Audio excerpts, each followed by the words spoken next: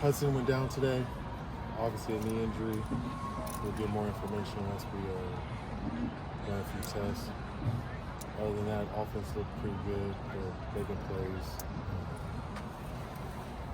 I just like that we kept competing. There was a little bit of adversity during practice, but they kept competing the whole time, so I enjoyed that. Defenses, there's a lot of energy over there, so I like the way that they're playing. I just want to see us just keep taking it to that next level each practice I'm coming. I think the atmosphere is good. We got a lot of recruits coming in and out of the building. Yeah. You doing all right, Coach? Okay.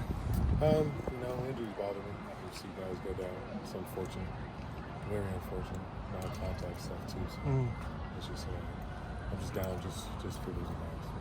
I've been a player, so I know how it feels to truly, when you work so hard for something and the opportunities take it away. Yeah. It also looked like Brandon Pagan kind of might have gotten an early injury in practice. Can you talk about that? Yeah, if at all? he was coming off of a hamstring, so he might have tweaked it again. I haven't talked to him yet, so. And then J-Mike was kind of off to the side doing some individual work. What is his status? We're just waiting. He, like I said, what was that, last Saturday? Yeah. He was running hot from last Saturday, so we still just taking a precaution. He was running this stuff on the side, so he was being active, but we didn't really want people pulling on him anymore. Gotcha. And how is Rico kind of doing there in his place with the offense? Rico's doing a great job. He's a hell of a player, very consistent. The type of kid that you just want on your team. Consistent, tough, doesn't say much, just comes out here and works. Lets his body of work do his talking. Really. Cool. You had coaches fielding punts at the end. Was that part of the schedule today, or you threw that in to add some levity? Oh no, that was we had Saturday's competition day, so they were up there for part of the competition. We just hopefully they could have caught the first one and could have got a little better punts, but we'll probably use the jugs. I just wanted I want a competitive atmosphere with coaches and players. You know what I mean? So just not you're always on the players. Like, let's get the coaches in there too. And, that's how you build true camaraderie. You got guys that are pulling from the coaches. Everybody's. You saw how the whole defense ran with Cody down. So it's just something that you just try to bring the guys closer. If any of the coaches have any availability, you gonna throw them in? Maybe. If we keep having injuries, it might have to. So I was kind of curious why we didn't see you out there returning any. You didn't want to embarrass him? Yeah, I mean, we know what I can do. Okay. I don't necessarily. I'm just kidding. I almost caught one. I was thinking about it. I think I'm the only one who didn't get one of your robocalls. I'm kidding. Oh, okay. Make sure we get him on the list. What was the message there, and why did you feel that was important to you? Just to reach out to alumni, donors, the community, just to let them know, like, hey, come be around us, come out here, come to the Rose Bowl, come support what we're doing. I'm just trying ways to engage with the community. It's especially right now when I'm locked in here all the time. So just ways I can get out, just to voice stuff and let people know, like, hey, you are welcome to. And we've seen some coordinated tweets from the coaches. Is that kind of like the new boom when those go out? Is that kind of what that is, or? Yeah, I don't even know what boom is, but yes, when we have something that's important going out, you should see those. Gotcha. Okay. Is there any name to it?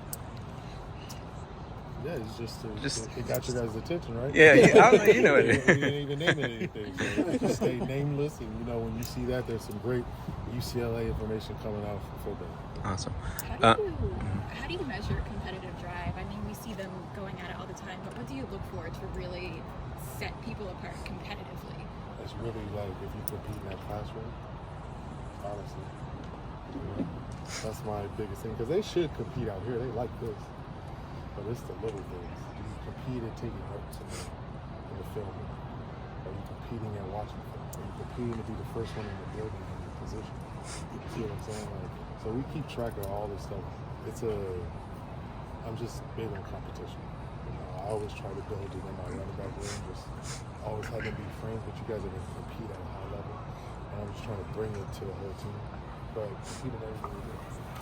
When I was a running back coach, I used to tell the running backs, we got to be the first group in the building, no matter what. No matter what time you had to be there, we would be the first group. The other coaches had no idea that it was a competition. You guys see what I'm saying? Like, Yeah. they had no idea. But for us in the running backs, it's a competition every day. We got to be the first group in the building. So it's just little things that build the competition. And then if you're living a life of competition, it's easy to get out of the Who lives the life of competition? right now.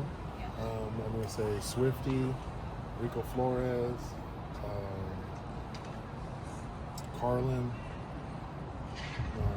The whole tight end room is pretty good. They get in there really early. Defensively, let's go Femi.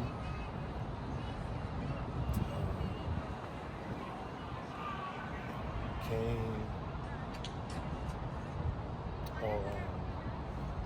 A couple of DBs. But it's just a small thing, you know? Like, everybody, like I said, everybody's gonna compete out here on the field, but like tucking your shirt in. I'll have my shirt tucked in the best. I know it sounds silly, but that's just how I do little things, you know what I mean? Yeah, it's like the stuff you don't see. Exactly. Yeah. Exactly. That's exactly. Coach, I wanted to ask you about Kane Madrano. Obviously, he's one of the veterans, and it looks like he's stepping up with both leadership and competitiveness. What have you seen from him? He's doing a great job. You know, Kane's been here for a while, so he knows what is missing, basically. You know, you've seen a lot. And when you've seen a lot and you've been on both sides of the ball, it's kind of easy to get out here and voice your opinion. But I like that he's being more of a vocal leader, like you said.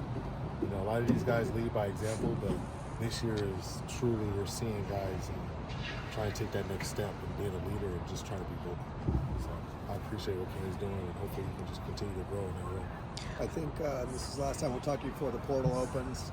We've talked about what positions you'll be looking at. Now that we're real close, can you give us any kind of insight as to what you're going to be targeting there? Yeah, I'm looking for bigs on both sides of the ball, so O lineman, D lineman,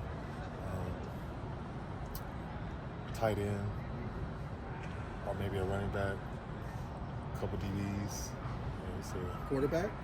maybe a quarterback. Okay.